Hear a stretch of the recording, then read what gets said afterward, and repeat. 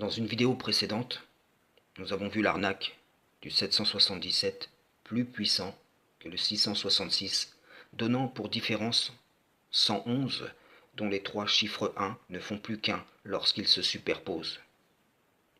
Mais ce n'est qu'une des nombreuses façons dont la Trinité est vendue aux idolâtres. Le Coran nous rappelle, ne dites pas trois, cessez, ce sera meilleur pour vous. Impies sont ceux qui disent Allah est le troisième de trois, alors qu'il n'y a de Dieu qu'un Dieu unique. Et les écrits antérieurs soutiennent cela.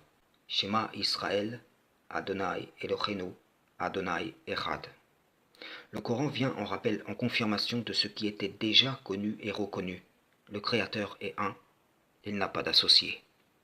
Un autre pasteur a comparé la Trinité en disant le Père est comme le soleil, l'Esprit comme ses rayons, et le Fils comme la chaleur ressentie quand les rayons t'atteignent. Or, le Créateur ne ressemble ni ne peut être comparé à rien de ce qu'il a créé. D'ailleurs, le Messie a déclaré lui-même pendant que je suis dans le monde, je suis la lumière du monde. Vous me direz, nous ressentons la chaleur du Saint-Esprit en nous, et je vous répondrai que ce que vous ressentez, c'est la possession des diables, d'un feu sans fumée, qui usurpe son identité.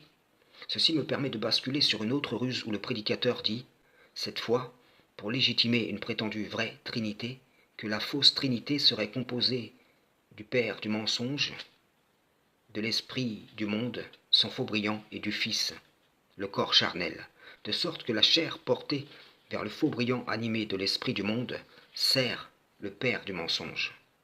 En langage coranique, nous dirions simplement qu'ont préféré cette présente vie ceux qui ont suivi les pas du diable banni. Le Messie dira, moi et le Père, nous sommes un. Il répondra aussi, mon Père agit, jusqu'à présent, moi aussi j'agis. Et lorsque le Messie agit, c'est en recherchant à accomplir la volonté de celui qui l'a envoyé et non la sienne. Il y a donc distinctement la volonté du Père céleste et celle du Fils de l'homme, l'agissement du Père céleste et l'agissement du Fils de l'homme. Le Père céleste, qui est son Dieu, est le Dieu des brebis lui appartenant, qu'il confie au Fils de l'homme. Eux aussi, ces brebis, seront appelés à devenir, entre guillemets, fils, à faire un avec le Père céleste et le Fils de l'homme, de sorte que la volonté du Créateur s'accomplisse en ceux sur qui l'Esprit de vérité va être répandu durant le temps de la grâce qui est passé. N'est-ce pas que le Messie dira, dans votre loi vous dites que le témoignage de deux hommes est vrai, valable, qu'il citera le témoignage que Jean lui rendit, en disant, je ne tiens pas mon témoignage des hommes, car comme pour Mohammed, en vérité, le témoignage du Créateur suffit entre eux, ses messagers, et les gens. Il y a donc distinctement deux qui témoignent, le Père céleste et le Fils de l'homme. Ne dira-t-il pas en réponse à celui qui l'appellera bon, qu'il n'y a de bon que Dieu seul, refusant en tant que serviteur soumis de porter un des noms, des attributs du Créateur? Il ne pouvait accomplir de lui-même seulement ce que le Tout-Puissant lui autorisa, comme autant d'attestations de sa véracité. Lorsqu'il dira « Ne vous faites pas appeler Rabbi, car un seul est votre maître, et vous êtes tous frères », c'est exactement ce que dénonce le verset 31 de la sourate 9. Ils ont pris en Seigneur en dehors d'Allah, leur rabbin, leur moine, et Issa, fils de Mariam, comme aujourd'hui, ils ont pris leur imam, Ouléma, leur pieux prédécesseur, et Muhammad, en Seigneur en dehors d'Allah, qui leur a commandé aux uns et aux autres de n'adorer que lui, sans rien lui associer. Pour conclure, beaucoup se sont moqués de l'appel du Messie dans l'épreuve vers le Créateur. Et d'autres font comme si ils n'entendent pas ce que cela dit.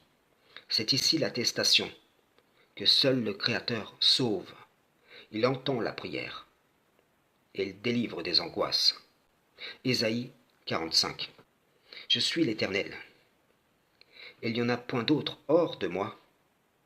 Il n'y a point de Dieu. Je t'ai saint, avant que tu m'eusses connu. C'est afin que l'on sache que du soleil levant au soleil couchant, que hors moi, il n'y a point de Dieu. Je suis l'Éternel.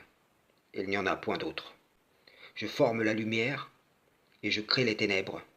Je donne la prospérité et je crée l'adversité. Moi, l'Éternel, je fais toutes ces choses. Que les cieux répandent d'en haut et que les nuées laisse couler la justice, que la terre s'ouvre, et que le salut y fructifie, et qu'il en sorte à la fois la délivrance. Moi, l'Éternel, je crée ces choses. Malheur à qui conteste avec son Créateur. Vase parmi les vases de terre. L'argile, dit-elle à celui qui la façonne, que fais-tu? Et ton œuvre? Il n'y a point de main? Malheur à qui dit à son père, pourquoi m'as-tu engendré? Et à sa mère, pourquoi m'as-tu enfanté? Ainsi parle l'Éternel, le Saint d'Israël et son Créateur. Veut-on me questionner sur l'avenir, me donner des ordres sur mes enfants et sur l'œuvre de mes mains? C'est moi qui ai fait la terre, et qui sur elle a créé l'homme. Ce sont mes mains qui ont déployé les cieux, et c'est moi qui ai disposé toute leur armée. Quand un serviteur envoyé démontre par ses paroles que son être est distinct de celui de son maître, que son pouvoir est assujetti à ce que le maître lui accordera, que son vouloir se veut être soumis pour s'accorder à celui de son Créateur, que ce serviteur dépend en tout, qu'il ne se suffit pas à lui-même, qu'il ne subsiste pas par lui-même, qu'il n'existe pas par lui-même. Toute tentative d'en faire une divinité, dans un concept trinitaire ou autre, car certains ont dit aussi Issa et Allah, s'avère être une hérésie qui vaudra à ceux qui l'ont émise, qui la cultivent et la propagent, un désaveu total du Messie lui-même. Frères et sœurs en islam, salam, shalom.